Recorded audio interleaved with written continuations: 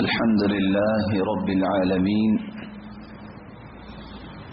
والصلاة والسلام على إمام غر الميامين وعلى آله وصحبه ومن سار على نهجه القويم. أما بعد،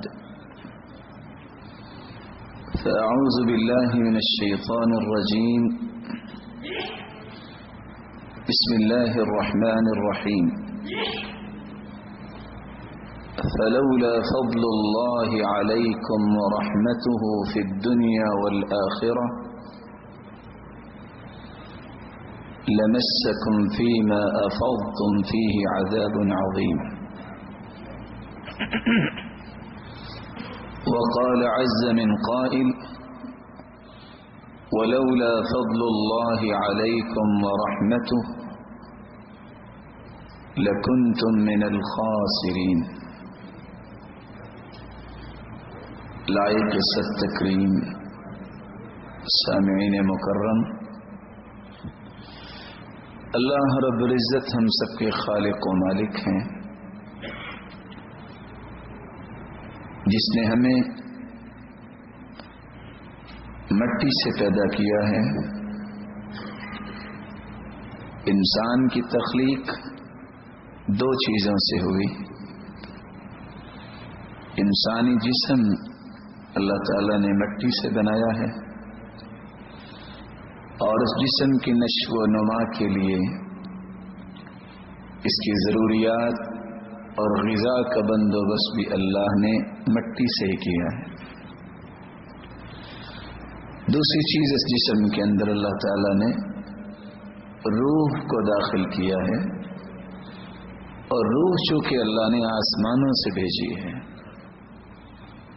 اس روح کی نشو و نما کے لیے اس کی غذا کا بندوبست بھی اللہ نے آسمانوں سے ہی کیا ہے.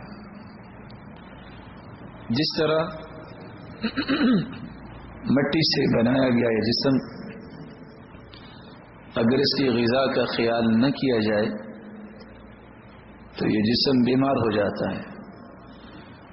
اسی طرح اگر روح کی غذا کا خیال نہ کیا جائے، جو کہ کتاب و سنت اور وحی کی شکل میں ہے، تو روح بھی بیمار ہو جاتا ہے.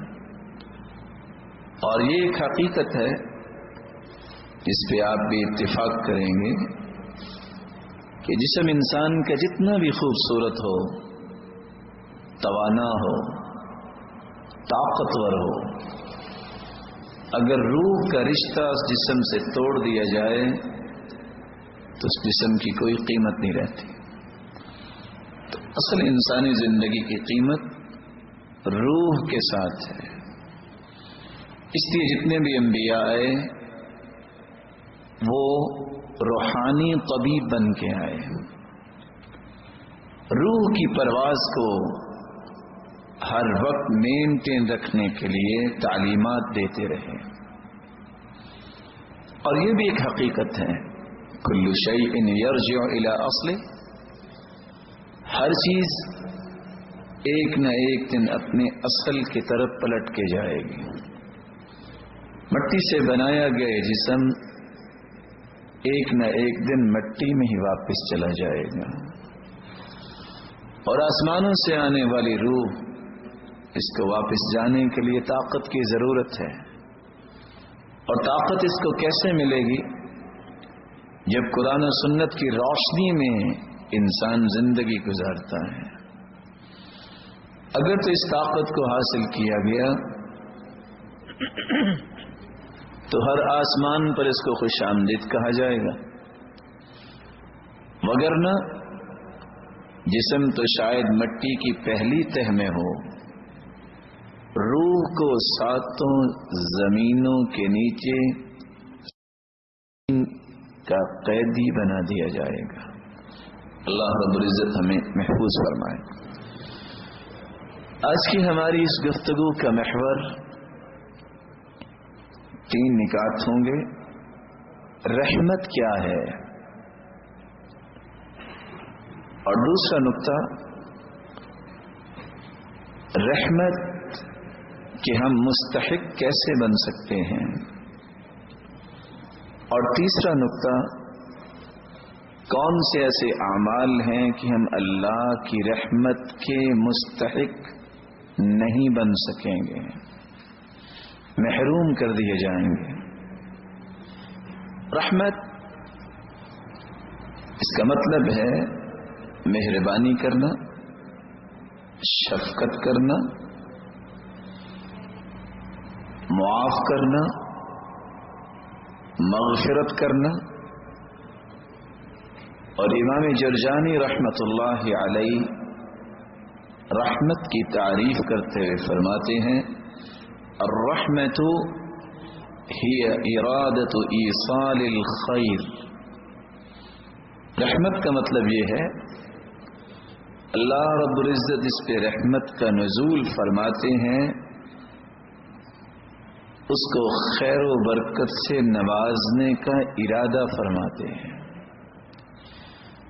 اور امام ابن القیم رحمت اللہ علیہ کہا کرتے تھے، الرحمت سبب واصل بین اللہ و بین عبادہ۔ رحمت ہی ایک ایسی نعمت ہے جو مخلوق کو خالق سے ملاتی ہے۔ وَبِهَا أَرْسَلَ إِلَيْهِمْ رُسُلًا وَأَنزَلَ عَلَيْهِمْ كُتُبًا۔ یہ رحمت الہی کا ہی ایک مظہر ہے کہ اللہ نے انسانیت کی رشد و ہدایت کے لیے انبیاء کو مبعوث کیا۔ یہ رحمت الہی کا ہی ایک نمونہ ہے کہ اللہ رب العزت نے انسانیت کی رشد و ہدایت کے لیے نوشتہ ہدایت قرآن مجید، تورات، انجیل اور زبور کی شکل میں نازل کیا۔ وَبِهَا رَزَقَهُمْ وَعَافَاهُمْ وَأَنْعَمَ عَلَيْهِمْ وَهَدَاهُمْ يَسْكِنُهُمْ دَارَ ثَوَابِهِ۔ یہ اللہ کی رحمت ہی ہے کہ انسانیت کو رزق سے نوازتے ہیں، نعمتوں سے نوازتے ہیں، عافیت سے نوازتے ہیں، اور یہ اللہ کی رحمت ہی ہوگی کہ کسی شخص کو اللہ جنت میں داخل فرمائیں گے، کیونکہ رسول اللہ صلی اللہ علیہ وسلم نے فرمایا تھا، لن يدخل احدكم الجنة بعمله، کوئی شخص اپنے عمل کی وجہ سے جنت میں نہیں جائے گا۔ قیل یا رسول اللہ صلی اللہ علیہ وسلم ولا انت، سوال کرنے والے نے سوال کیا، سرتاج رسول صلی اللہ علیہ وسلم آپ بھی؟ قال ولا انا الا ان يتغمدني الله برحمته، شامل حال نہ ہو تو میں بھی نہیں کر سکتا۔ قرآن مجید میں تلکم الجنت اورثتموها بما کنتم تعملون، تمہیں جنت ملے گی عمل کی وجہ سے۔ جنت اللہ کی رحمت کی وجہ سے ملے گی۔ اعمال تو رحمت باب ہیں، اور جتنے کسی کے اعمال زیادہ ہوں گے اتنا ہی جنت میں مقام اونچا ہوگا۔ رسول اللہ صلی اللہ علیہ وسلم پر قرآن نازل ہوا، اور قرآن رحمت کے معانی کو بیان کرتا ہے۔ ہم جب اللہ سے رحمت مانگتے ہیں تو ہمارا مقصود کیا ہوتا ہے؟ ہم اللہ سے اللہ کی محبت مانگتے ہیں۔ ارشاد ربانی ہے، وَجَعَلْنَا فِي قُلُوبِ الَّذِينَ رَأْفَةً وَرَحْمَةً، جن کے دلوں میں اللہ کی نازل کردہ کتاب، اللہ کی محبت، اس کے پیغمبر، اللہ رب العزت فرماتے ہیں ہم انہیں اپنی محبت سے نواز دیتے ہیں۔ تو جب انسان اللہ سے رحمت مانگتا ہے تو گویا مطالبہ کرتا ہے کہ اے اللہ مجھے اپنے محبوب لوگوں میں شامل فرما دیں۔ رحمت کا مطلب رزق انسانی بھی ہے۔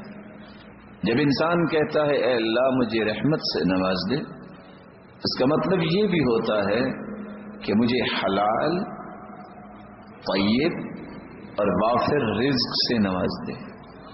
اللہ رب العزت قرآن مجید میں فرماتے ہیں قُلْ لَوْ أَنْتُمْ تَمْلِكُونَ خَزَائِنَ رَحْمَةِ رَبِّي إِذًا لَأَمْسَكْتُمْ خَشْيَةَ الْإِنفَاقِ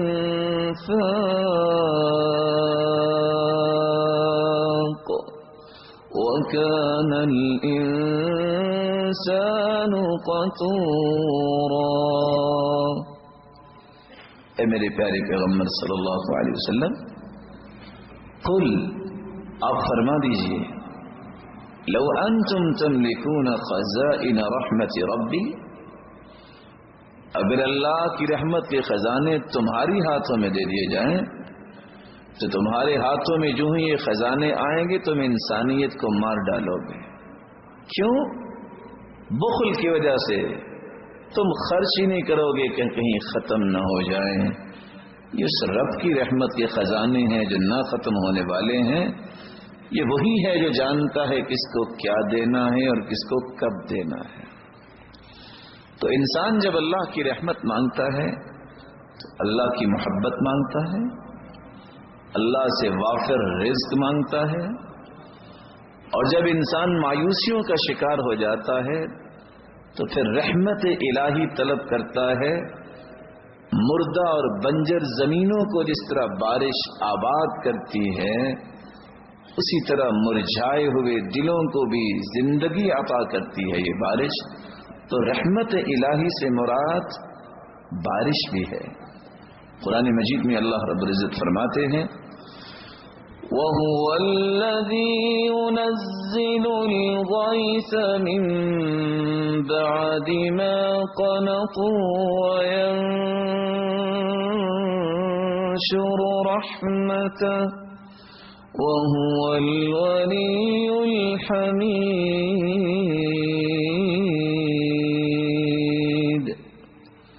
جب انسانیت مایوس ہو جاتی ہے تو کون ہے جن کو مایوسی سے نکال کر خوشی کی طرف لے آتا ہے؟ وہ اللہ کی ذات ہے۔ اللہ رب العزت ہمیں اپنے مقربین کی صف میں شامل فرمائے۔ رحمت کا چوتھا معنی یہ ہے جب انسان رحمت طلب کرتا ہے تو اللہ رب العزت سے یہ مطالبہ کرتا ہے کہ میں کمزور انسان ہوں، اللہ تو مجھے دنیا کی آزمائشوں سے محفوظ فرما، میری کوئی طاقت نہیں ہے، تو ہی آزمائشوں سے بچانے والا ہے۔ ارشاد ربانی ہے قُلْ أَفَرَأَيْتُمْ مَا تَدْعُونَ مِن دُونِ اللَّهِ إِنْ أَرَادَنِيَ اللَّهُ بِضُرٍّ هَلْ هُنَّ كَاشِفَاتُ ضُرِّي أَوْ أَرَادَنِي بِرَحْمَةٍ هَلْ هُنَّ مُمْسِكَاتُ رَحْمَتِي قُلْ حَسْبِيَ اللَّهُ۔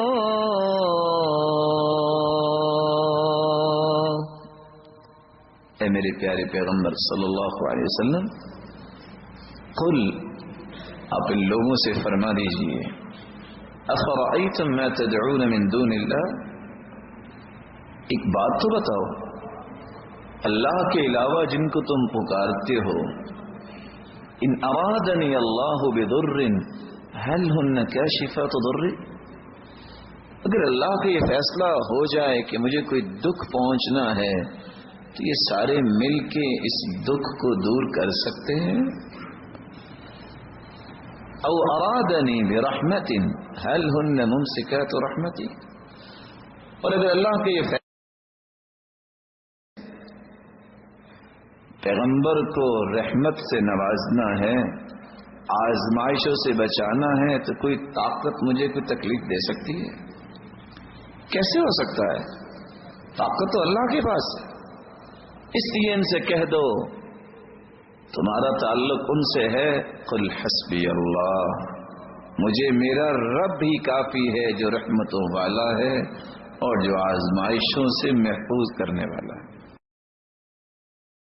رحمت الہی کا پانچواں معنی یہ ہے کہ انسان کمزور ہے. انسان اللہ سے مطالبہ کرتا ہے کہ اے اللہ میرے ظاہری اور باطنی دشمن ہیں. شیطان سب سے بڑا دشمن، کافر دشمن، منافق دشمن، اور کچھ کمزور ایمان والے مسلمان بھی دشمن. جب وہ حسد، بغض، عداوت، عصبیت اور تعصب کی نظر ہو جاتے ہیں تو وہ بھی دشمن بن جاتے ہیں. ان تمام دشمنوں کے مقابلے میں اللہ کی نصرت اور تائید کو طلب کرتا ہے انسان جب وہ کہتا ہے کہ اللہ مجھے رحمت سے نوازے. قل من ذا الذی یعصمکم من اللہ ان اراد بکم سوءا او بكم رحمة ولا يجدون لهم من دون الله وليا ولا نصيرا.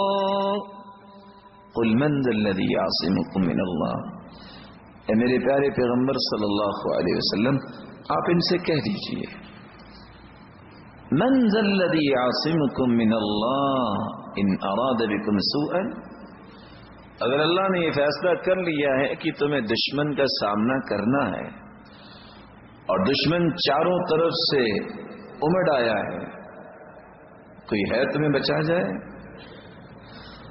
اور اگر اللہ نے یہ فیصلہ کر دیا ہے کہ ساری دنیا بھی آج اکٹھی ہو جائے تو اللہ تمہیں اس دشمن سے بچائے گا، کوئی دشمن تمہیں نقصان پہنچا سکتا ہے؟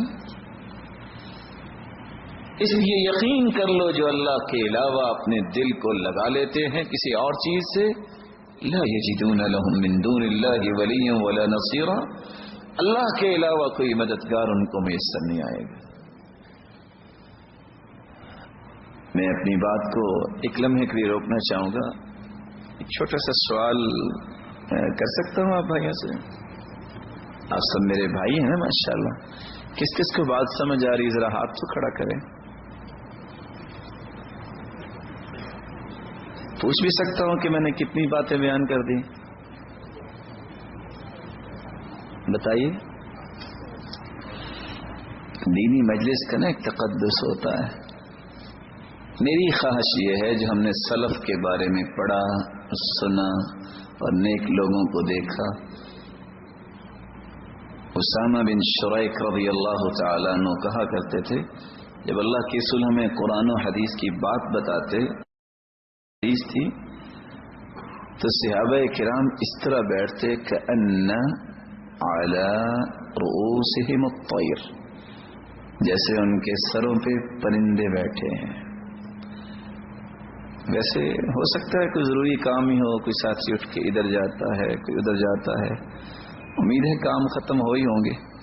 اگر آپ تھوڑا سا پسند کریں تو تھوڑا سا آگے آ سکتے ہیں. ساتھی جو کھڑے ہیں نا ان سے بھی ادب سے گزارش کر دیجئے کہ تشریف رکھیں. ہم آپ کا زیادہ وقت نہیں لیں گے لیکن کم از کم جو وقت لگے وہ اچھا لگ جائے. اللہ آپ سب کو عزت سے نوازے اور برکت سے نوازے. تو رحمت کا مطالبہ جب انسان کرتا ہے، یہ بات میں وضاحت کر دوں کہ میں نے کیوں کہا کہ آگے آ جائیں. آپ نے صحیح بخاری کی روایت سنی ہوگی، 3 لوگ آئے تھے نا، ایک بیٹھ گیا، ایک نے کوشش نہیں کی پیچھے بیٹھ گیا، اور تیسرا ویسے چلا گیا کہ بہت بیٹھے ہوئے ہیں. تو اللہ کے رسول نے کیا فرمایا تھا؟ جس نے جگہ بنائی فآواہ اللہ نے بھی اپنی رحمت میں اس کو جگہ دے دی. جس نے حیا کرتے پیچھے بیٹھ گیا اللہ نے بھی اس سے حیا کی. اور جو منہ پھیر کے واپس چلا گیا فأعرض اللہ تو اللہ نے بھی اس سے اعراض کر لیا. اس لیے جب دینی مجلس ہوتی ہے تو انسان کو قریب ہو کے بیٹھنا چاہیے. اللہ کی محبت کا مطالبہ، رزق کی فراوانی کا مطالبہ، بارش کا مطالبہ، آزمائشوں سے حفاظت کا مطالبہ اور دشمن سے بچاؤ کا مطالبہ. چھٹا معنی رحمت کا مطلب یہ بھی ہے کہ اللہ ہمیں عذاب عظیم سے محفوظ فرما دے. فلولا فضل اللہ علیکم ورحمته فی الدنیا والآخرہ لمسکم فیما افضتم فیہ عذاب عظیم. اگر اللہ کی رحمت نہ ہوتی، اگر اللہ کا فضل نہ ہوتا تو تم نے جو عائشہ رضی اللہ تعالی عنہا کے بارے میں چند کلمات بولے ہیں، دنیا اور آخرت میں یہ اللہ کی رحمت کا نتیجہ ہے کہ اللہ نے بچا لیا ہے، وگرنہ تم اللہ کے بہت بڑے عذاب میں پھنس جاتے. تو عذاب عظیم، اس سے بچاؤ کا مطالبہ کرتا ہے انسان جب رحمت مانگتا ہے. رحمت کا ساتواں معنی، انسان جب رحمت مانگتا ہے تو یہ التجا کرتا ہے اے اللہ تیری جنت بھی تو تیری رحمت ہے، یہ رحمت مجھے عطا کر دے. ان رحمت اللہ قریب من المحسنین. اللہ کی جنت احسان کرنے والوں کے بہت قریب ہے. رحمت جس کے معنی آپ نے سنے، احسان کرنے والوں کو اللہ نے یہ نوید سنائی ہے کہ جنت بڑی ہی قریب ہے. احسان کے 3 معنی ہیں. الاحسان الی نفسہ، یہ بھی احسان ہے کہ انسان اپنے آپ کو گناہوں سے دور رکھے، اپنے ساتھ احسان کرے. لقمان حکیم جب فوت ہونے لگے نا تو بیٹے نے کہا ابا جان سارا علم ساتھ ہی لے جانا ہے، مجھے کچھ نہیں بتانا. کہا بیٹا پھر لکھ لو. جی ابا جان لکھوائیں. بیٹا پہلی بات یہ ہے کہ گناہ اتنے کرنا جتنی سزا سہنے کی تیرے اندر طاقت ہے. دوسری بات، ویسے اگر جی چاہے نا تو گناہ کر لینا، لیکن وہاں جا کے کرنا جہاں اللہ نہ دیکھتا ہو. اور اگر مزید خواہش پیدا ہو جائے کہ گناہ کرنا ہی کرنا ہے تو پھر وہاں کرنا جو اللہ کی زمین نہ ہو، کسی اور جگہ جا کے کر لینا. کوئی ایسی جگہ ہے؟ قرآن مجید میں اللہ فرماتے ہیں نا یا معشر الجن والانس ان استطعتم ان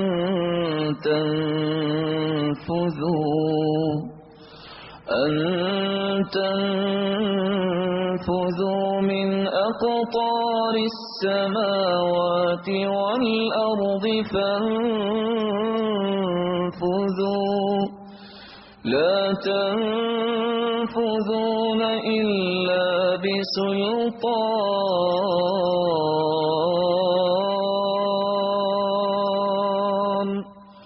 فبأي آلاء ربك ربكما تكذبان.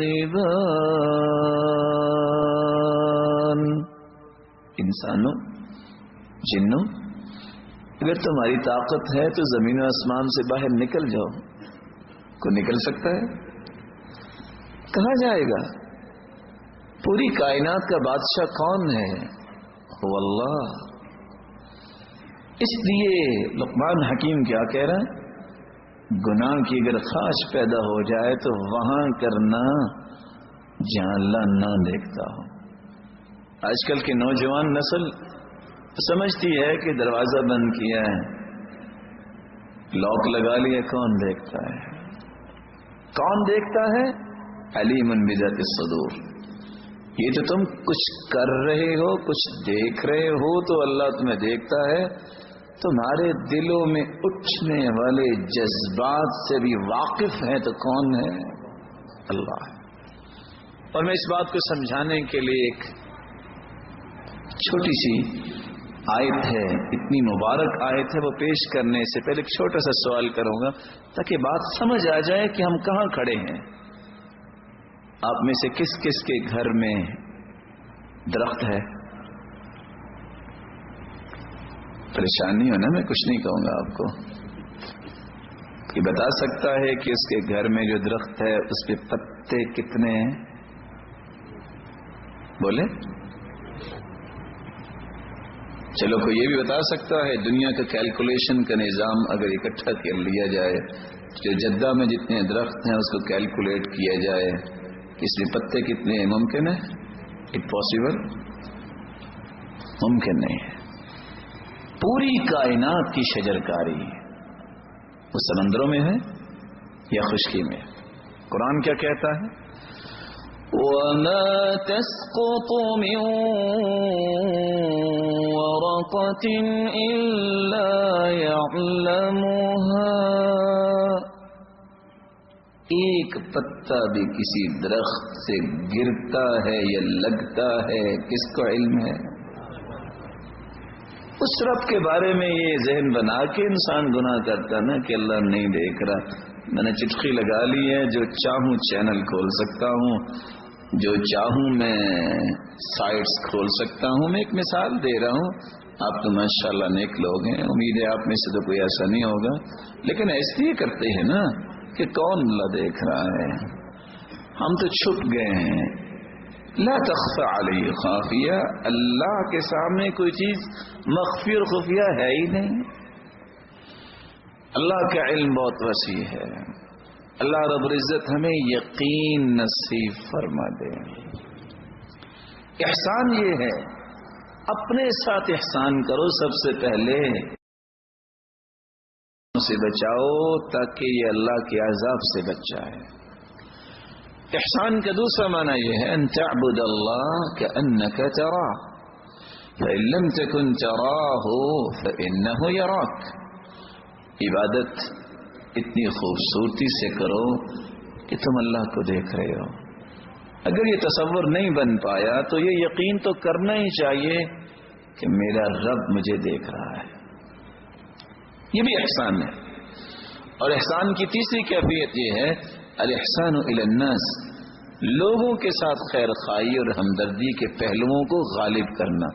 صحیح بخاری کی روایت ہے بینما رجل یمشی بطریق اذ وجد غصن شوک فأخره فشکر اللہ له وفی روایت اخرى فغفر له وفی روایت ثالثة فأدخل الجنہ. ایک آدمی جا رہا تھا، اس کو کانٹے اس نے کانٹے راستے سے اٹھا کے ایک سائڈ پہ کر دیے. بھلا کیوں؟ کسی میرے مسلمان بھائی کو تکلیف نہ. کو یہ ہمدردی اور خیر خواہی اتنی پسند آئی، زندگی کے سارے گناہوں کو معاف کر کے اس کو جنت میں داخل کر دیا. ان رحمت اللہ قریب من المحسنین. احسان کرنے والوں کی جنت بڑی قریب ہے. اللہ رب العزت ہمیں اپنی جنت نصیب فرمائے. یہ تھا پہلا نقطہ کہ رحمت کیا ہے. رحمت کا مطلب اللہ کی محبت مانگنا ہے. رحمت کا مطلب اللہ سے وافر الحلال رزق مانگنا ہے، بارش طلب کرنا ہے، آزمائشوں سے بچنے کی التجا کرنا ہے، دشمنوں سے حفاظت مانگنا ہے، اور اللہ کی جہنم سے پناہ مانگنا ہے، اللہ کی جنت کا تقاضا کرنا ہے۔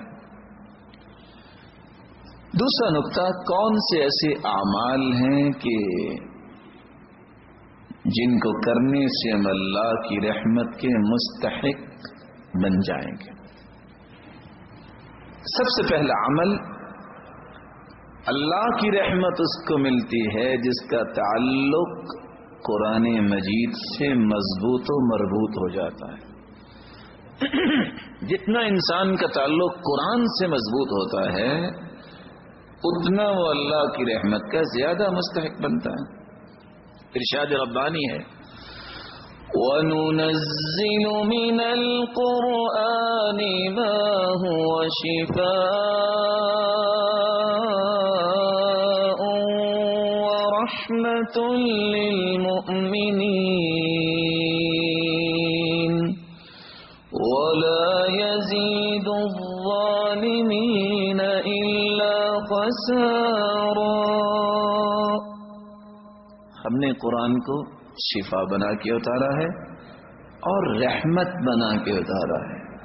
کوئی رحمت کا متلاشی ہے اس قرآن سے تعلق جوڑے۔ کیسا تعلق؟ جیسا صحابہ کرام کا تعلق تھا۔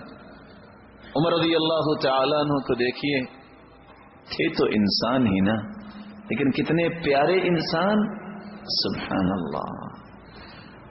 کلام کرتے ہیں، اللہ اس کو وحی بنا کے نازل کر دیتے ہیں۔ بیت اللہ میں آئے، آ کے کہتے ہیں یا رسول اللہ صلی اللہ علیہ وسلم، لو اتخذنا هذا المكان للمصلى، اگر یہاں مقام ابراہیم پہ 2 رکعتیں پڑھ لیں تو۔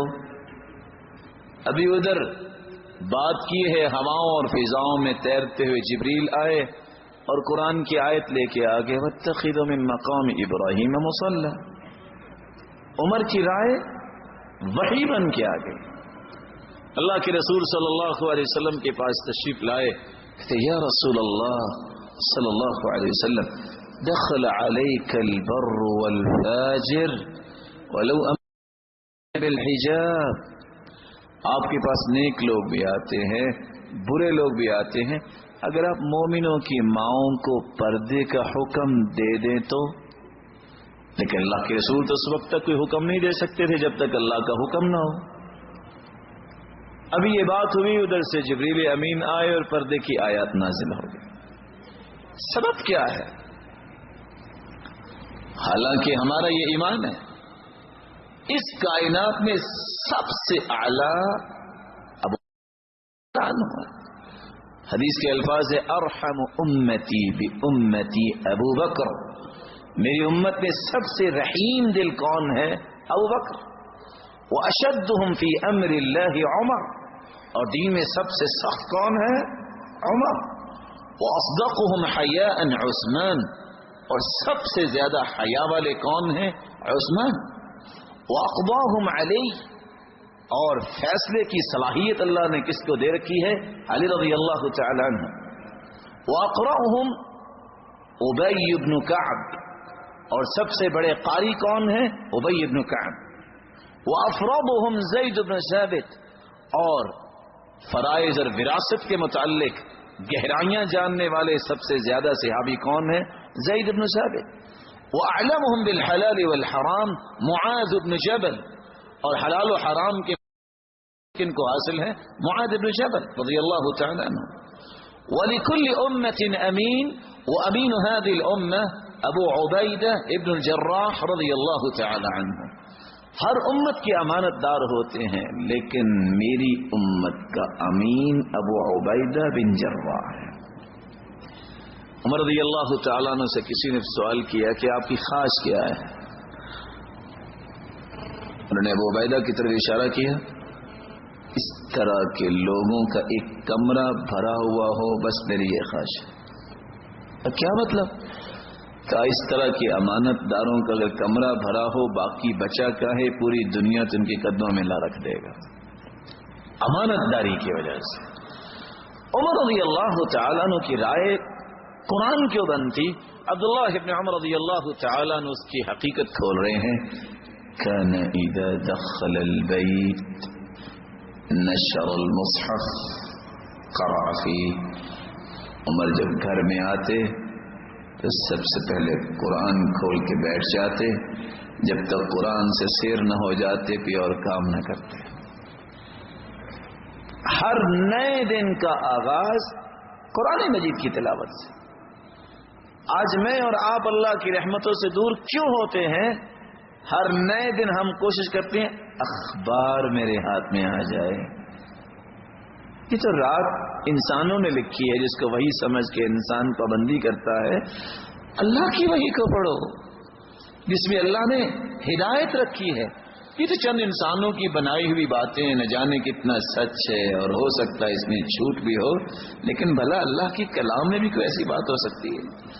اللہ کی کلام تو تمت کلمت ربک صدقا وعدلا، صداقت و عدالت کا معیار جہاں ختم ہو جاتا ہے وہاں قرآن مجید کا معیار شروع ہوتا ہے. اس لیے اللہ کی رحمت کا مستحق بننا چاہتے ہو، سب سے پہلا کام قرآن سے اپنا تعلق مضبوط بنائیے. اور کتنا مبارک مہینہ تھا، ایک ریفریشر کورس اللہ نے کروایا ہے مسلمانوں کو قرآن کی تلاوت کا، اس کی فہم کا اور اس کے سمجھنے سمجھانے کا. یہ پورے سال چلنا چاہیے. اور کیسا کورس؟ کس طرح امام احمد بن حنبل رحمت اللہ علیہ، نام تو آپ نے سنا ہوگا، اور امام شافعی رحمت اللہ علیہ یہ بھی نام سنا ہوگا. یہ دونوں استاد شاگرد تھے. امام شافعی استاد ہے اور امام احمد بن حنبل شاگرد ہے. اور یہاں میں رک کے یہ بتا دوں کہ آج کل کے اساتذہ اور شاگردوں کی طرح نہیں. امام احمد بن حنبل ایک مرتبہ بیمار ہو گئے. امام شافعی ان کی بیماری کی خبر سن کے بیمار ہو گئے. کسی نے پوچھا یہ کیا؟ کہتے اصل میں اللہ نے اس بندے کو، اس بچے کو اتنا نور دیا ہے، میں دعا کرتا ہوں شاید اتنا دین کا کام میں نہ کر سکوں جتنا یہ کرے گا. جب امام احمد بن حنبل کو یہ پتا چلا کہ میرے استاد پریشان ہو گئے ہیں میری بیماری کا سن کے، اٹھے اور ان کے پاس گیا اور ان کو دیکھ کے امام شافعی رحمت اللہ علیہ بھی کھڑے ہو گئے. اتنا احترام تھا ان لوگوں میں. اور وہ لوگ تو جب کسی استاد کے پاس پڑھنے جاتے، ہم تو کہتے نا یہ دیکھا ہے کتنا استاد ہے اور کیا پڑھا ہے، مجھ سے کچھ زیادہ پڑھا ہے. ہوتا شاگرد بھی اور کہتا مجھ سے کچھ زیادہ پڑھا ہے. وہ جب جانے لگتے تو دعا کرتے اللہم استر عیب معلمی عنی ولا تذهب برکت علمہ منی. اے اللہ میں جس سے پڑھنے کے لیے سیکھنے کے لیے جا رہا ہوں وہ انسان ہے، اے اللہ اس کی کمی کوتاہیوں پہ پردہ ڈال دے، اس کی کمی کوتاہی مجھے نظر ہی نہ آئے. ولا تذهب برکت علمہ منی، اور جو تو نے اسے علم کی برکتوں سے نواز رکھا ہے مجھے محروم نہ کرنا. الغرض امام شافعی رحمت اللہ علیہ ان کے بارے میں امام احمد بن حنبل نے گھر کہا کہ آج میرے استاد آ رہے ہیں. آج بھی عربوں کا یہ مزاج ہے، اس وقت بھی مزاج تھا. خوشی سے کھانا پکایا گیا، کھانا ان کے سامنے رکھ دیا اور بیٹیوں سے کیا کہا کہ میرے وہ استاد آ رہے ہیں جس کے اندر دو بڑی عمدہ خصوصیات ہیں. ایک تہجد گزار ہے، ایک کھانا بہت تھوڑا کھاتے ہیں. ہم تو کمال اس کو سمجھتے نا، وہ کمال کے سمجھتے تھے کھانا بہت تھوڑا کھاتے. الغرض کھانا رکھ دیا، معمول سے کچھ کھانا زیادہ کھا لیا، اسی طرح ہی پڑا ہوا ہے. صبح اٹھے تو پانی استعمال ہی نہیں ہوا. آپ جانتے ہیں کہ باپ اور استاد سیرت دی ہوتی، پہچان لیتے ہیں کہ اس وقت شاگرد کیا کر رہا ہے، اور باپ بھی اپنی اولاد کو جانتا ہی ہوتا ہے. کہ آپ پریشان کیوں ہیں؟ کہا میں نے اپنے گھر میں یہ کہا تھا لیکن جاننا چاہتا ہوں کھانے کے بارے میں اور پانی کے بارے میں. تو استاد محترم کہنے لگے اتنا بتاؤ یہ کھانا کس نے پکایا ہے؟ کہا میری بیٹی نے پکایا۔ کہا وہ حافظ قرآن تو نہیں ہے؟ کہا جی اس کا تو معمول یہ ہے کہ ادھر کھانا پکانا شروع کرتی ہے، ادھر قرآن کی تلاوت بھی شروع کر دیتی ہے، کھانا بھی پک جاتا ہے اور 5 پارے منزل بھی مکمل ہو جاتی ہے۔ کہا یہی وجہ ہے، ایک لقمہ لیتا تھا اتنی لذت آتی، میں نے کہتا چلو ایک اور لقمہ لے لیتا ہوں، اس میں اس سے بھی زیادہ لذت، اسی طرح ہی میں نے اتنا کھانا کھا لیا۔ پھر اللہ نے اس کھانے میں برکت کتنی ڈالی، یا ابا عمیر ما فعل النغیر، اس حدیث کو میں نے سامنے رکھا اور میں نے 90 مسائل اخذ کیے اور اسی وضو سے تہجد پڑھی اور اسی وضو سے میں نے صبح کی نماز پڑھی ہے۔ برکت تو آئے گی قرآن سے تعلق جوڑنے سے۔ جو اخبار جہاں، وقت ضیاء، ڈائجسٹ پڑھتے پڑھتے، گانے سنتے سنتے، موسیقی کو ناجائز غذا کہتے کہتے کھانا پکائے گی بیٹی، اس کے کھانے میں کیا برکت آئے گی اور اس کے ہاتھوں میں کون سی برکت آئے گی؟ اللہ کی رحمت اگر لینا چاہتے ہو اس قرآن سے تعلق جوڑو۔ اس قرآن سے تعلق کیا ہے؟ ہر نئے دن کا آغاز سب سے پہلے اللہ کی کلام سے۔ میں نے اتنا حصہ قرآن کا پڑھنا ہے اور پڑھنا ہے، اور صرف پڑھنا نہیں سمجھنا ہے۔ جب تک قرآن کا ترجمہ نہ پڑھیں یہ تبدیلی نہیں لاتا، اجر ملتا ہے، ثواب ملتا ہے، لیکن تغیر آتا ہے انسان کے اندر تو قرآن کا ترجمہ پڑھنے سے۔ اللہ کی رحمت کو حاصل کرنے کا دوسرا طریقہ تہجد کی پابندی۔ رمضان المبارک گزرا، اتنے شوق اور ذوق سے ہم یہ کام کرتے رہے، اس کام کو چھوڑنا نہیں ہے۔ رسول اللہ صلی اللہ علیہ وسلم کا فرمان ہے، رحم اللہ امرأ قام من اللیل فصلى وأيقظ امرأته فإن أبت نضح في وجهها الماء۔ اللہ اس پہ رحمت فرمائے جو رات کی تاریکی کو اٹھتا ہے اور اٹھ کر تہجد پڑھتا ہے، پھر اپنی گھر والی کو بھی اٹھاتا ہے، اور اگر وہ لیت و لال کرتی ہے تو اس پہ پانی کا چھڑکاؤ کرتا ہے، یہ ایسا انسان ہے جو اللہ کا پسندیدہ ہے اور چنیدہ شخص ہے، اس پہ اللہ کی رحمت کا نزول ہو جاتا ہے۔ وَرَحِمَ اللَّهُ امْرَأَةً قامت من اللیل فصلت وأيقظت زوجها فإن أبى نضحت في وجهه الماء۔ اللہ اس عورت پہ بھی رحم فرمائے جو رات کو اٹھ کر تہجد پڑھتی ہے اور پھر اپنے خامن کو بھی اٹھاتی ہے، اور اگر وہ نہیں اٹھتا پسو پیش کرتا ہے تو پانی کا چھڑکاؤ کرتی ہے، ادھر اللہ کی رحمت کا نزول ہو جاتا ہے۔ رسول اللہ صلی اللہ علیہ وسلم ایک رات گھر میں ہی تہجد پڑھ رہے تھے، مسجد سے آواز آئی قرآن مجید کی۔ آپ نے سوال کیا عائشہ رضی اللہ تعالی عنہ سے، یا عائشہ اصوت عباد هذا، یہ عباد کی آواز ہے؟ قالت نعم، لگتا ہے عباد صحابی پڑھ رہے ہیں۔ آپ نے وہاں ہی رات کی تاریکی میں ہاتھ اٹھائے، رات کا وہ حصہ جب اللہ رب العزت آسمان دنیا پہ تشریف لاتے ہیں، کما یلیق بعظمتہ، جیسے اس کی شان کو لائق ہے، دعا کیا کہ اللہم ارحم عبادا، اے اللہ اپنے اس بندے عباد پہ رحمت کی برکھا برسا دے۔ رسول اللہ صلی اللہ علیہ وسلم کا طریقہ تھا کہ آپ صبح کی نماز پڑھ کے فارغ ہوتے تو صحابہ سے مخاطب ہوتے، من رأى منکم الرؤیا فلیقصها، کسی نے خواب دیکھی ہے تو بتاؤ میں اس کی تعبیر کرتا ہوں۔ عبداللہ ابن عمر رضی اللہ تعالی عنہ، ان کی بڑی خواہش تھی کہ یا اللہ مجھے بھی خواب آئے، میں بھی اللہ کے رسول کو بتاؤں تاکہ تعبیر کریں۔ اب خواب مرضی سے تو نہیں آتی۔ الغرض خواب کی 3 قسمیں ہیں، الرؤیا الصالح من اللہ، نیک خواب اللہ کی طرف سے ہوتے ہیں، والرؤیا السوء من الشیطان، اور بری خواب شیطان کی طرف۔ تیسرے انسان کے تخیلات ہی رات کو عود کر آتے ہیں، اضغاث و احلام جو ہیں۔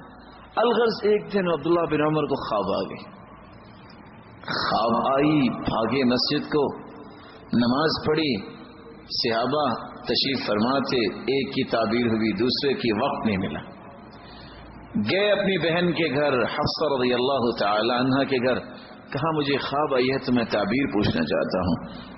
خواب کیا ہے؟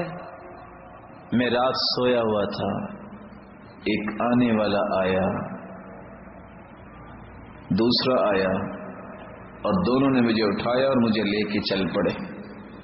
میں نے دیکھا شور، آواز آئی اور تنور جیسی جگہ سے آگ نکل رہی ہے۔ ففزعت، میں ڈر گیا۔ آگے سے ایک شخص آیا، ایک فرشتہ آگے کہتے لم ترع، لم ترع، ڈرنے کی بات نہیں۔ رسول اللہ صلی اللہ علیہ وسلم نے اس خواب کی تعبیر کیا کی؟ 4 کلمات سے، نعم الرجل عبد اللہ لو كان يصلي من اللیل۔ 4 کلمات سے اس کی تعبیر کی کہ عبداللہ بہت اچھا انسان ہے اگر تہجد پہ پابندی کر لے، نماز تو پڑھتے ہی ہیں۔ هذه الاربع کلمات غیرت حیات عبداللہ بن عمر، ان 4 کلمات نے عبداللہ بن عمر کی زندگی کو کیسے بدلا؟ روایت کے مطابق جب یہ خواب آئی تو اس وقت ان کی عمر 16 سال تھی، 100 سال کے قریب ان کی زندگی ہوئی۔ نافع بیان کرتے ہیں بقیہ 84 سال ہر رات عشاء کی نماز کے بعد پیالہ پانی کا بھر کے پاس رکھ لیتے اور تہجد شروع کر دیتے۔ جب اونگ آنے لگتی تو اپنے ہاتھ بھگو کے اپنے چہرے پہ لگاتے۔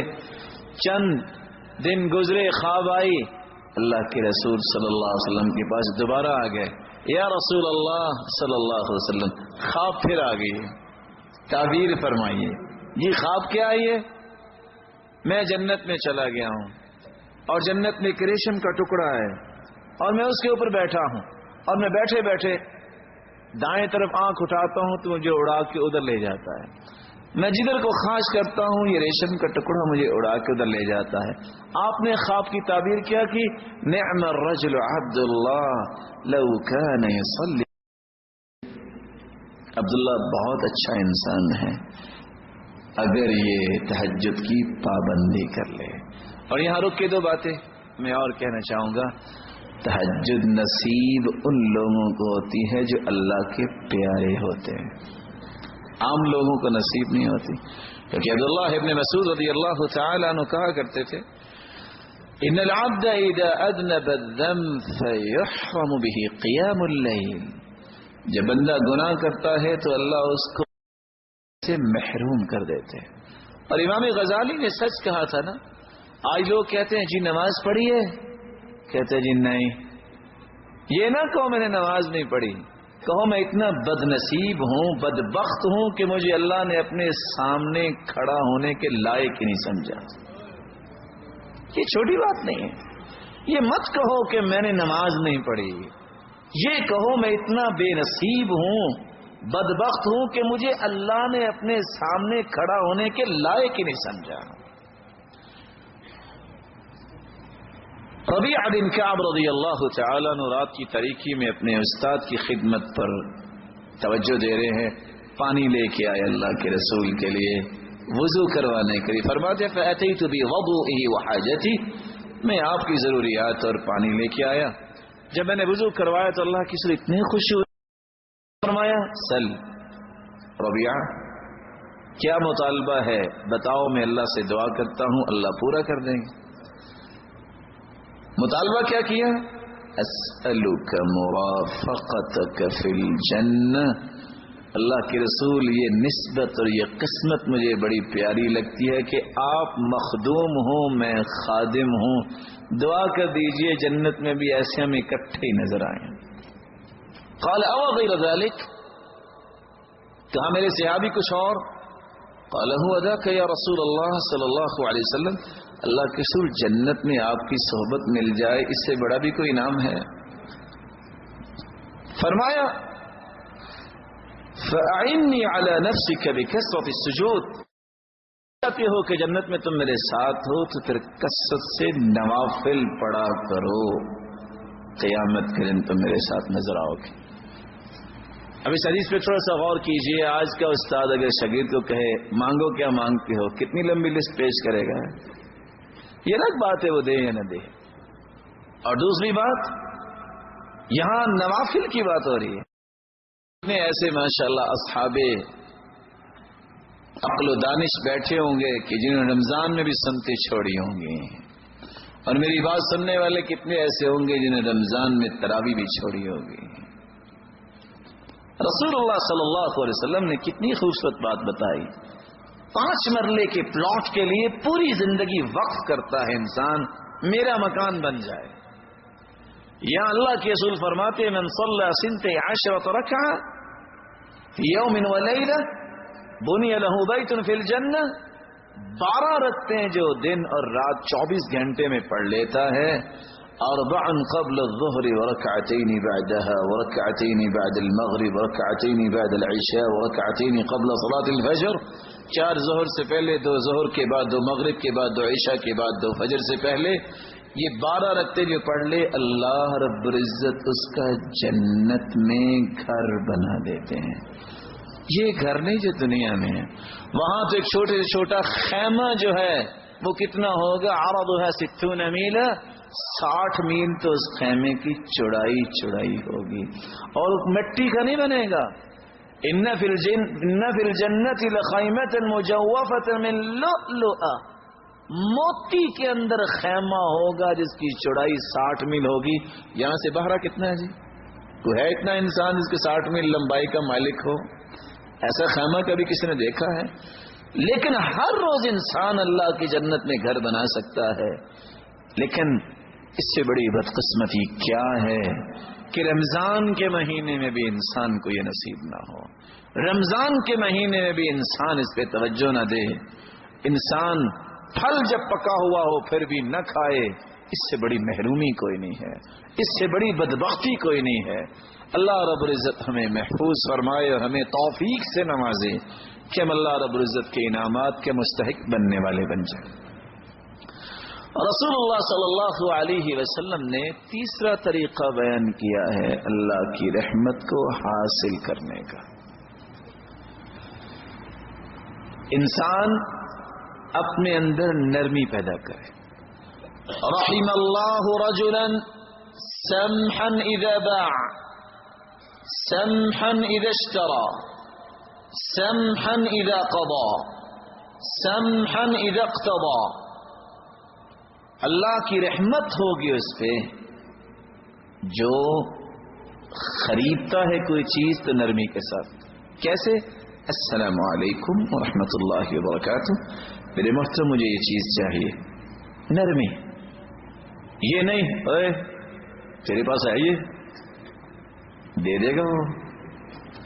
اور بیچتا بھی ہے تو نرمی سے, مرحبا السلام علیکم آئیے تشریف لائیے, اگر آپ کو کچھ چیز پسند ہے تو لیجیے, مگر اللہ آپ کے لیے کسی اور جگہ سے اچھا بندوبست فرما دے. اس کو ملے نہ ملے دوبارہ ضرور آئے گا. اور اگر یہ کہ کی لانا تو دوبارہ آئے گا, رحمت بھی نہیں ملے گی اور وہ بھی دوبارہ نہیں آئے گا. سمحا اذا قضى سمحا اذا اقتضى. معاملات تو دنیا میں بنتی ہوتی ہے, کسی سے لینا ہے یا دینا ہے. لینا بھی ہے, السلام علیکم یہ مجھے اس وقت ضرورت ہے, اگر آپ مہربانی فرمائیں تو یہ امانت مجھے واپس کر دیں. نرمی کے ساتھ. ابو الجسر کا قصہ آپ نے سنا ہوگا. وہ جب ایک شخص, ان کا کام یہ تھا وہ قرض دیا کرتے تھے, اور حدیث کے الفاظ یہ ہیں صدقہ اس کا 10 گنے اجر ملتا ہے, اور اگر کوئی قرض دیتا ہے تو اس کا 18 گنے اجر ملتا ہے. یہ ایک الگ بات ہے کہ آج کل یہ دور ختم ہے, کیونکہ جو قرض دیتا ہے وہ کہتا ہے آئندہ نہیں دوں گا کیونکہ ملتا نہیں ہے. یہی وجہ ہے نا. ابو الجسر شخص نے چھلانگ لگائی اور چارپائی کے نیچے چھپ گیا. بیٹے کو بلایا, ابو کہاں ہیں؟ بچے بھی معصوم ہوتے ہیں, بعض بچے سیدھے ہی آگے کہہ دیتے ہیں ابو کہتے ہیں وہ گھر میں نہیں ہیں. بچوں کو کیا پتا, کیا اس کو جا کے کہو کہ تمہیں کچھ نہیں کہوں گا, میری بات سنو. کہا تم نے کیوں نہیں کر دیا؟ کہا سنو, اللہ کے رسول صلی اللہ علیہ وسلم نے فرمایا تھا من محا عن غریمی او عفا عن اثبت اللہ قدم یوم تزل الاقدام. جو قرض معاف کر دے، کسی کا قرض اتار دے، اس دن پوری دنیا کے قدم اکھڑ رہے ہوں گے، اللہ اس کے قدم جنت میں جما دے گا۔ یہ ہے نا تیرا شک، اس کو چیر کے کہا جاؤ تمہیں میں نے قرض معاف کر دیا۔ رسول اللہ صلی اللہ علیہ وآلہ وسلم نے رحمت لینے کے طریقے بتائے ہیں، نرمی کو غالب کر۔ اور انسان رسول اللہ صلی اللہ علیہ وسلم فرمایا کرتے تھے لا ينزع الرحمہ الا من شقی، بدبخت ہے وہ انسان جس سے رحمت اور نرمی چھین لی جائے۔ کیا مطلب؟ یہ اس کی بدبختی کی علامت ہے کہ اس کے اندر سختی کا یہ پہلو ہے، اور بدبختی کی علامت ہے کہ اس کو اللہ نے نرمی عطا نہیں کی، رحمت کا یہ پہلو عطا نہیں کیا۔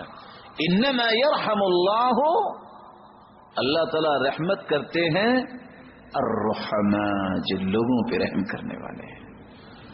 رحمت کو حاصل کرنے کا چوتھا طریقہ رسول اللہ صلی اللہ علیہ وسلم نے بیان کیا ہے، اپنی اولاد سے محبت کرنا اور اس کی خوبصورت تربیت کرنا۔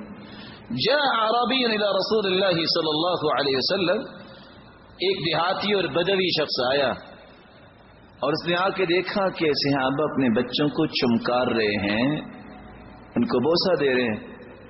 کہتا ہے او تقبلون الصبیان، تم بچوں کو چومتے بھی ہو؟ تو اللہ کے رسول صلی اللہ علیہ وسلم نے پوچھا تم نہیں چومتے؟ قال ما نقبلہ، ہم نے تو کبھی ایسا کام نہیں کیا۔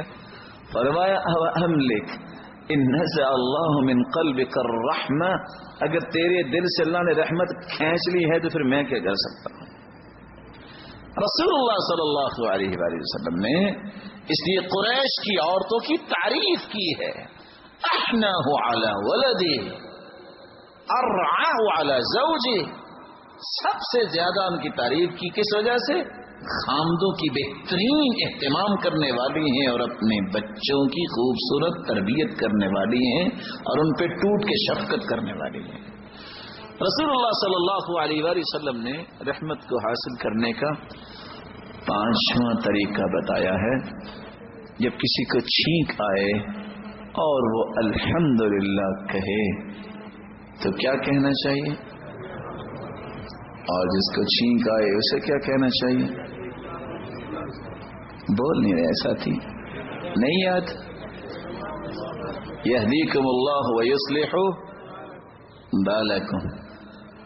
اور اگر کسی کو چھینک آئے تو وہ الحمدللہ نہ کہے تو پھر کیا کہنا چاہیے؟ پھر بھی یہدیکم اللہ۔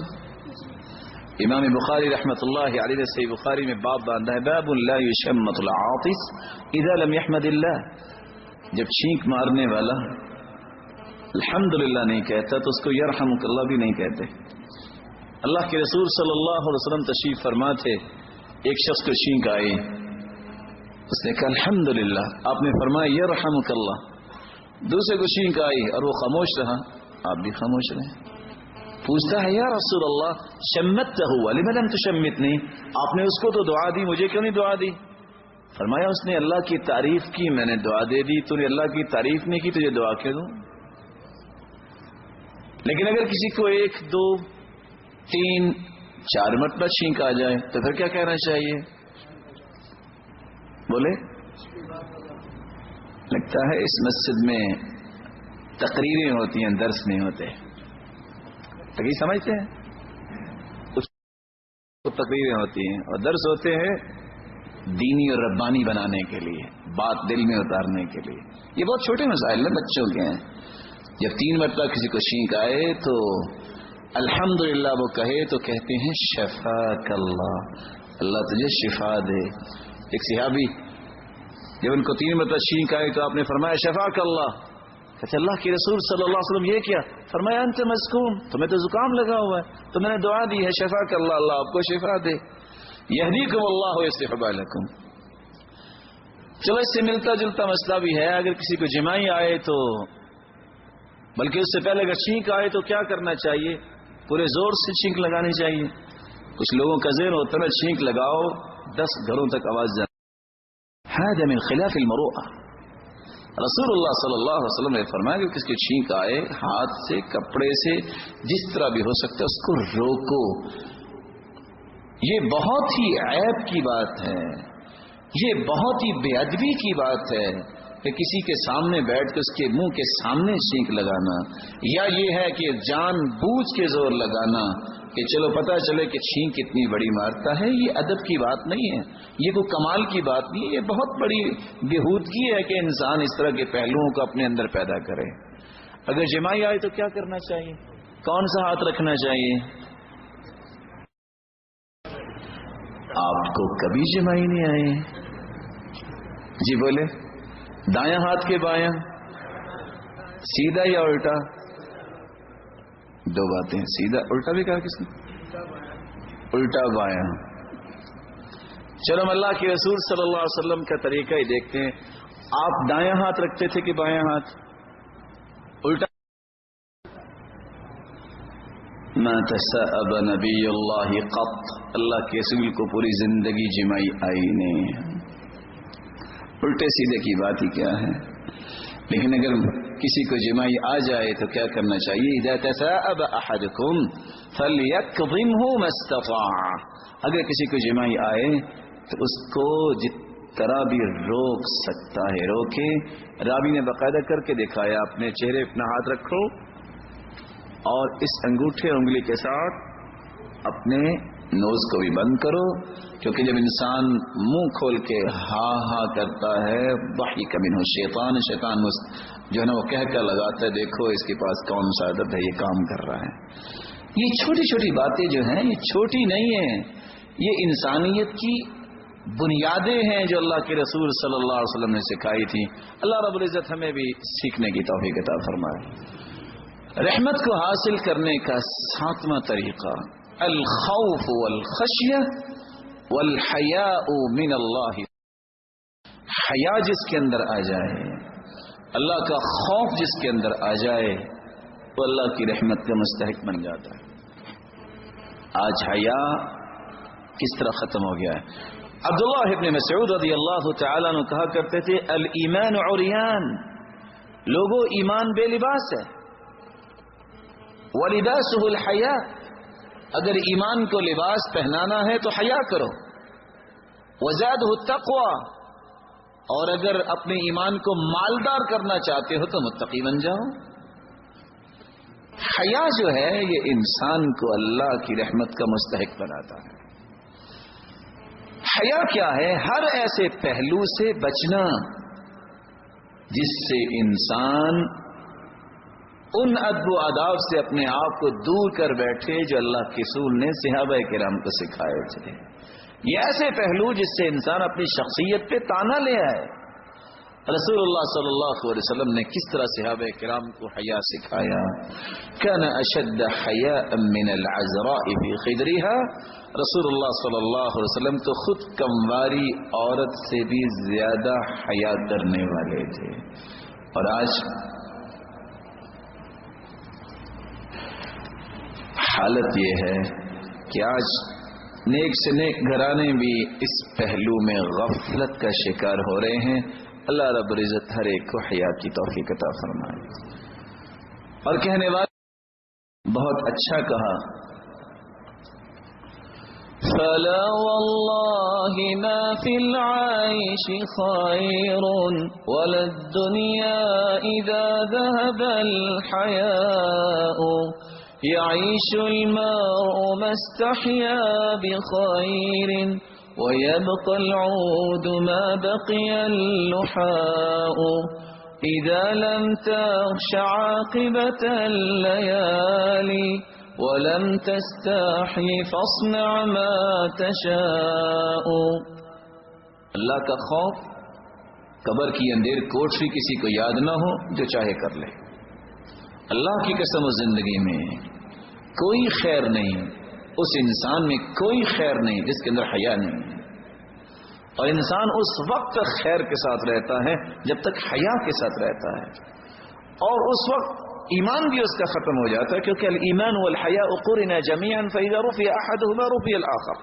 حیا اور ایمان اکٹھے آئے ہیں، جب ایک چیز چلی جائے تو دوسری خود بخود چلی جاتی ہے. درخت ہرا بھرا رہتا ہے جب اس کا چھلکا نہ اتارے، ٹہنیاں اور چھلکے اتار لیں تو درخت خشک ہو جاتا ہے. حیا انسان سے ختم ہو جائے تو اس کا ایمان بھی خشک ہو جاتا ہے. خوف کیسا؟ رسول اللہ صلی اللہ علیہ وسلم کے صحابی بیان کرتے ہیں، صحیح بخاری کی روایت ہے، ایک شخص نے زمین خریدی، دوسرے نے بیچ دی. دونوں لفظوں پہ غور کیا آپ نے؟ کچھ لوگ بیچتے ہیں، خریدتے بھی ہیں، قبضہ نہیں دیتے. اس نے پیسے دے دیے، اس نے قبضہ دے دیا. ہل چلانا شروع کیا، فوجد جرۃ من ذهب، گھڑا ایک سونے کا نکلا. کہتا رک جاؤ. اس نے نہیں کہا کہ رک جاؤ اس کو چھپا لو، کہا رک جاؤ. کے پاس گئے، جناب یہ آپ کا گھڑا ہے، میرا نہیں ہے، میں نے تو آپ کو زمین کے پیسے دیے. کہا بعتک الارض وما فیہا، میرا نہیں، یہ آپ کا ہے، میں نے زمین. جھگڑا ہو گیا. پتہ کس بات پہ جھگڑا ہوا؟ وہ کہتے ہیں تیرا گھڑا ہے، وہ کہتا نہیں تیرا گھڑا ہے. کتنا خوبصورت جھگڑا ہے. فتحاکم الی رجل، ایک شخص کے پاس گیا، فیصلہ کر دو. کیا مسئلہ؟ بھی آپ کی زمین ہے، لے لو آپ. کہتے میں کل قیامت کے دن اللہ کے سامنے کھڑا ہو کے جواب کیا دوں گا. کہا بھی تم نہیں لیتے، تم لے لو بھائی، آپ کی زمین سے نکلا ہے. کہا یہ نہیں، اللہ کے سامنے کھڑا ہو کے جواب دے سکتا تو میں کیسے دوں گا. کہا اچھا پھر میرا فیصلہ یہ ہے، یہ بتاؤ الکما ولد، تم میں سے کسی کا بیٹا ہے؟ ایک نے کہا بیٹا ہے. کہا آپ کا؟ کہا میری بیٹی ہے. کہا ان دونوں کی شادی کرو اور یہ گھڑا ان دونوں پہ خرچ کرو، باقی بچے ان دونوں کے ہاتھوں سے صدقہ کر دو. کس طرح اللہ کا خوف ہے کہ دونوں گھڑا لینے سے انکار کر رہے ہیں. آج 10 روپے گرے نظر آ جائے نا، اس پہ جھگڑا ہو جاتا ہے. کہتے نہیں میرے گرے تھے، وہ کہتا صرف 10 روپے. بلکہ اللہ معاف فرمائے، آج کل 10 روپے تو بہت زیادہ ہیں، وہ 5 روپے کا سکہ مل جائے نا تو پنجابی میں ایک بات بنی ہوئی ہے، کیا کہتے ہیں جی، لبی شے خدا کی نہ دھیلے کی نہ پا کی. وہ اس پہ بھی اپنے آپ کو پکا کر لیتی ہے. 5 روپے پہ ایمان بیچنے والا کل قیامت کو اللہ کے سامنے کیا جواب دے گا. صحیح بخاری کی روایت، ایک شخص نے مرتے وقت وصیت کی، میرے بیٹو اذا انا مت فاحرقونی، جب میں مر جاؤں تو مجھے جلا دینا اور میری راکھ کو سمندروں میں بہا دینا اور ہواؤں میں اڑا دینا. بیٹوں نے ایسے کیا. کس ڈر سے؟ نیکیاں نہیں کی، میرا حساب نہ ہو. اللہ نے حکم دیا، راکھ اکٹھی ہوگی سمندروں دریاؤں سے، ہواؤں اور فضاؤں سے. کلمہ صنعت هذا، میرے بندے یہ کام کیوں کیا؟ قال فرقا منك یا رب، اللہ تجھ سے ڈرتے ہوئے. کیا ڈر گئے ہو؟ خوف جب انسان کے اندر آتا نزول ہو جاتا ہے. رسول اللہ صلی اللہ علیہ وسلم نے ایک خوبصورت پہلو اور بیان کیا ہے. رحمت چاہتے ہو، اتفاق، اتحاد، جماعت بندی، اس کو اختیار کرو. اختلافات سے بچو، افتراقات سے بچو. چھوٹی اتحاد، جماعت بندی، اس کو اختیار کرو. اختلافات سے بچو، افتراقات سے بچو، چھوٹی چھوٹی باتوں پہ فساد سے بچو. رسول اللہ صلی اللہ علیہ وسلم نے فرمایا من لم یشکر قلیل لم یشکر الکثیر، جو تھوڑی چیز پہ شکر نہیں کرتا وہ زیادہ چیز سے بھی شکر نہیں کرتا. ومن لم یشکر الناس لم یشکر اللہ، جو لوگوں کا شکریہ ادا نہیں کرتا وہ اللہ کا بھی شکر گزار بندہ نہیں بن سکتا. پھر فرمایا التحدث بنعمت اللہ شکر، اللہ کی نعمت اس کو بیان کرنا یہ اس کا شکر ہے. وترکها کفر، اور اللہ کی نعمتوں کو چھپا جانا یہ ناشکری ہے. اور فرمایا الجماعت رحمہ والفرقۃ عذاب، جماعت بندی یہ اللہ کی رحمت ہے، اور والفرقہ، اور اختلاف کرنا عذاب، یہ اللہ کی عذاب کا سبب ہے. چھوٹی چھوٹی باتوں پہ مسلمان آپس میں لڑائیاں کر رہے ہیں. ان لڑائیوں کا کیا فائدہ؟ آئیے اللہ کی رحمت کے مستحق بننا چاہتے ہو تو اپنے سارے ذاتی اختلافات کو ختم کر دو. اور اگر کوئی ایسے اختلافات بھی ہیں جو دلائل کے محتاج ہیں تو محبت احترام سے دلائل ان کے سامنے رکھیے. اس لیے رسول اللہ صلی اللہ علیہ وسلم نے فرمایا تھا رحمت سے محروم مشرک ہے. ان اللہ لا یغفر ان یشرک بہ، قیامت کے دن اگر توبہ نہیں کی تو مشرک اللہ کی رحمت کا مستحق بنے گا، یہ جہنم میں جائے گا. کافر اللہ کی رحمت سے محروم ہے، بغیر حساب کے جہنم میں جائے گا. یہ لا نقیم لهم یوم القیامت وزنا، ان کے اعمال تولے نہیں جائیں گے تو کہ عمل ہوں گے ہی نہیں، بغیر حساب کے جہنم میں جائیں گے کافر، مشرک اور کافر. اور اس لیے رسول اللہ صلی اللہ علیہ وسلم نے فرمایا ان اللہ احتجب التوبہ عن كل صاحب بدعہ حتی یدعها. بدعتی انسان، اس کے سامنے اللہ نے چادر ایک پردہ لٹکا دیا ہے، اللہ رب العزت اسے دیکھنا بھی پسند نہیں کرتے، دیکھنا بھی پسند نہیں کرتے. اور دوسری روایت سلسلہ صحیحہ کی کیا ہے؟ ان اللہ احتجر التوبہ عن كل صاحب بدعہ حتی یدعها. جب تک بدعتی بدعت کو چھوڑ نہیں دیتا، ساری رات سجدے میں پڑا رہے، اللہ اس کی توبہ کو قبول ہی نہیں کرتے. اس لیے بدعت کا معنی یہ ہے اس کو اللہ کے رسول کی ذات پسند نہیں ہے. جو اللہ کے رسول دین لے کے آئے ہیں یہ دین اسے پسند نہیں ہے. یہ سمجھتا ہے کہ اس میں اضافہ ہو سکتا ہے، اس میں کمی ہو سکتی ہے، یہ سمجھتا ہے کہ اس سے معزز ہستی بھی کوئی دنیا میں اور ہے. ایسے شخص کی طرف اللہ رب العزت نظر رحمت کیسے ڈالیں گے؟ اس لیے میری اللہ سے دعا ہے اللہ رب العزت ہمیں اپنی رحمتوں کا مستحق بنائے. اللہ رب العزت ہمیں شرک سے بچائے، کفر سے بچائے اور بدعت سے بچائے. ہمیں ایسے قول و عمل کی توفیق عطا فرمائے جس سے اللہ راضی ہو کہ ہمیں اپنی رحمت کا مستحق بنا دے. اور یاد رکھنا نیک نیکیاں کرتے ہیں کبھی اپنی نیکیوں پہ غرور نہ کرو. اللہ کی رحمت شامل حال نہ ہوگی تو بخشش نہیں ہوگی. امام ابو ذر رازی رحمت اللہ علیہ 7 لاکھ حدیثوں کے یہ حافظ تھے. کتنے لاکھ؟ کبھی گنتی گنی ہے 7 لاکھ؟ آپ نے اپنے دیہات گاؤں شہر میں دیکھا کسی کو سند کے ساتھ کو 100 حدیث بھی یاد ہو؟ کبھی سنا ہے؟ 7 لاکھ حدیث ہیں. اور کہا کرتے تھے میں نے حدیث سیکھنے کے لیے 30,000 میل پیدل سفر کیا ہے. کسی نے پوچھا پھر تھک گئے؟ بس اتنا ہی. فرمایا ثم ترکت العد، پھر میں نے گننا چھوڑ دیا تھا. پھر بھی سفر کرتا رہا لیکن میں نے پھر گننا چھوڑ دیا تھا. جب آخری سانسوں میں چلے گئے تو ان کے پاس ابو حاتم الرازی، منذر بن شاہزان، ابن وارا، 3 طائے کے محدثین، دنیا کے اندر مقام پانے والے لوگ بیٹھے ہیں. اور کیوں؟ ہم تو کوئی ہاسپٹل میں آج چلا جائے نا تو اس کے سامنے رو رو کے مزید اس کو بیمار کر دیتے ہیں. کتنے لوگ ہیں جو بیمار کے سامنے بیٹھ کے اللہ کی رحمت کی بات کرے، اللہ تعالیٰ کی عنایات کی بات کرے، اس کی نیکیاں اس کو یاد دلائے تاکہ اللہ کے ساتھ اس کا حسن ظن بنے اور وہ اللہ کی طرف امید اس کی بڑھے اور اس کو کلمے کی بات اور نیکی کی بات بتائے. بہت لوگ کم ہیں. اب یہ تینوں بیٹھے سوچ رہے ہیں کہ اب تو حالت زیادہ بگڑ رہی ہے. حدیث میں آتا ہے لقنوا موتاکم بلا الہ الا اللہ، جو قریب المرگ ہو اس کو کلمے کی تلقین کریں. اب اتنے بڑے محدث، اس کو کون تلقین کرے؟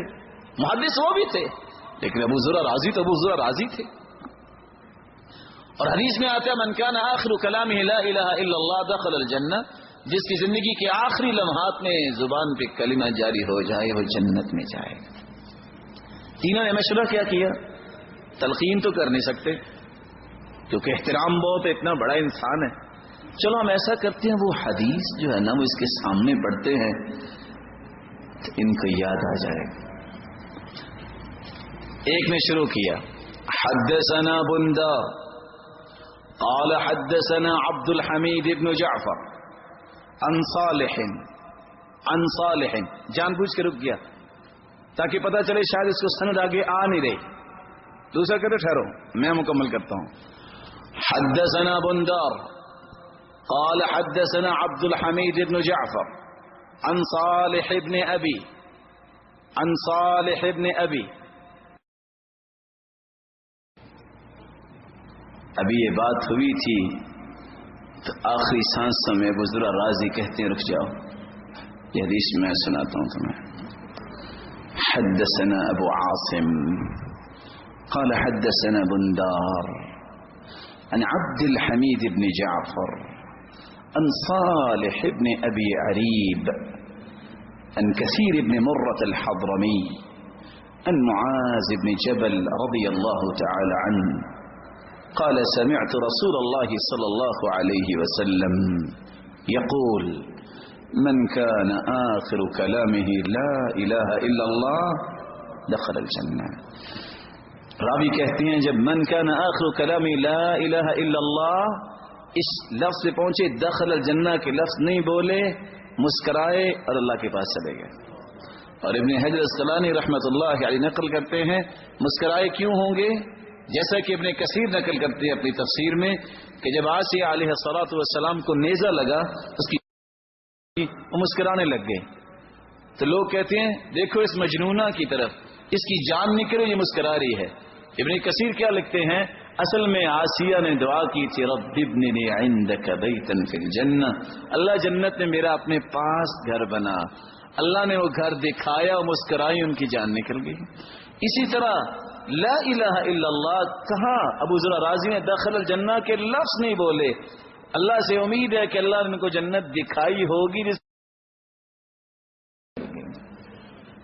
آخری سانسوں میں تھے، اس سے پہلے کہتے اللہم انی اشتاق الی رؤیتک، اللہ میں تیری رؤیت کا مشتاق ہوں، مجھے اپنا دیدار کروانا. کسی نے پوچھا بما اشتاق کیا کیا ہے، کس لیے اتنا شوق کر رہے ہو؟ کا عمل کی بات نہیں ہے، 7 لاکھ حدیثوں کا حافظ ہے.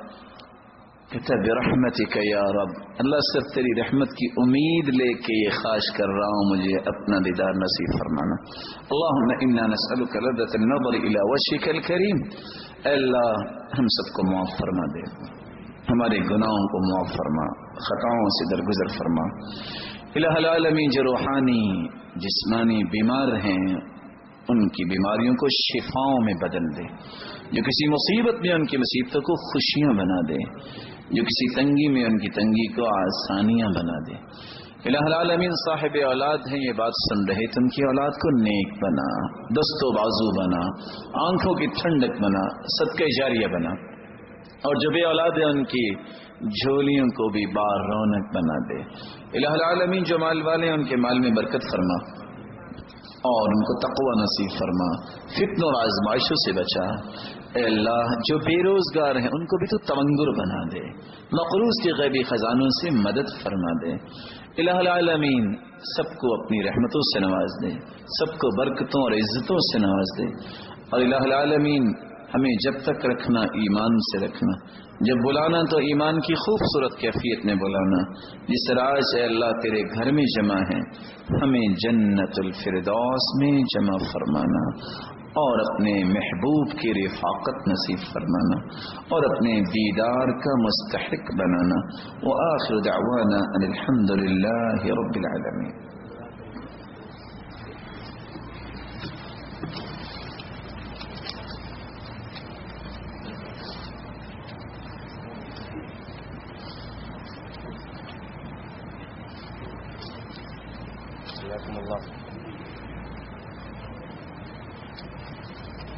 جزاکم اللہ خیر احسن جزاک بارک فیکم. سوالات کا پروگرام تھا لیکن وقت سے پیش نظر اس کو اس دفعہ منسوخ کر دیا گیا ہے.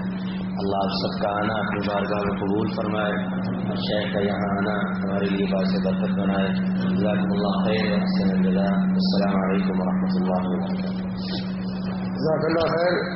مسجد کی صفائی کا دھیان رکھیے گا، بوتلیں جو اپنے ساتھ ڈالیجیے گا. جزاک اللہ خیر.